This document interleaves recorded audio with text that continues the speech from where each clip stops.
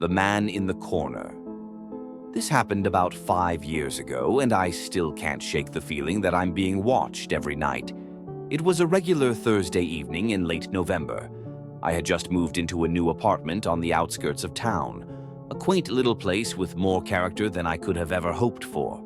Or so I thought. The building was old, probably early 1900s, and had this eerie charm to it. The landlord was an older gentleman named Mr. Thompson. He seemed kind enough, though he had a strange, almost too welcoming demeanor. He made sure I settled in, and I didn't think much of it at the time. Maybe he was just lonely. My apartment was on the 3rd floor, and the only other tenant on my floor was a woman named Alice. I never saw her much, just a few times in the hallway. She seemed nervous, always glancing over her shoulder and hurrying back to her apartment. One night, I was lying in bed, struggling to fall asleep. The room was pitch black, and the only sound was the faint ticking of my old wall clock. Just as I was about to drift off, I heard a soft whisper, "Help me." My eyes shot open, and I strained to hear more. Nothing. I chalked it up to my imagination and tried to go back to sleep. Then I heard it again, clearer this time. "Please help me." I sat up in bed, my heart pounding. The voice was coming from the corner of my room. I reached over and flicked on the bedside lamp. The corner was empty, just shadows cast by the old wardrobe.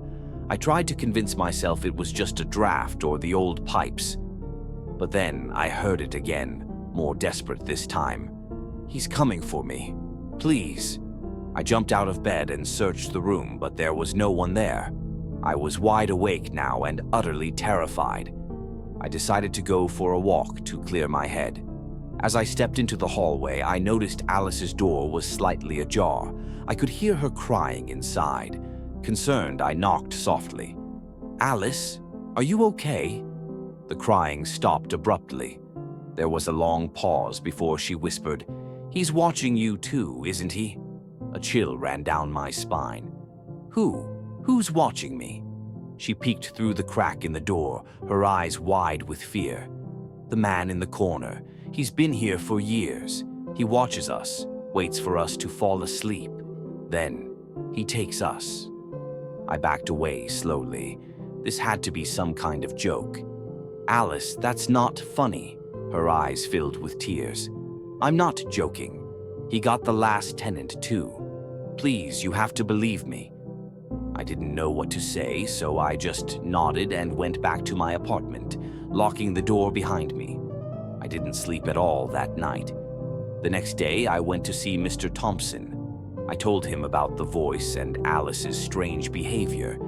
He just smiled and said, "Alice has always had an overactive imagination. Don't let it get to you." But I couldn't shake the feeling that something was horribly wrong. That night, I stayed up, watching the corner of my room. Around 3 a.m., I felt a cold breeze, even though the windows were shut. Then I saw it. A shadow, darker than the rest, moving in the corner. It grew taller, more defined. My heart raced as the figure of a man emerged from the darkness. His eyes were hollow and his mouth twisted into a grotesque grin. I couldn't move, couldn't scream. He stepped closer and I felt an overwhelming sense of dread. Just as he reached out to touch me, I heard a loud banging on my door. The figure vanished. I stumbled to the door and flung it open. Alice stood there, pale and shaking. "Did you see him?" she whispered. I nodded, my voice caught in my throat. "We have to leave," she said urgently. "Now." We packed our things and left that night. I moved back in with my parents and never returned to that building. I later learned that the apartment had a history of tenants disappearing under mysterious circumstances. To this day, I still see the man in the corner out of the corner of my eye, just for a split second, watching and waiting,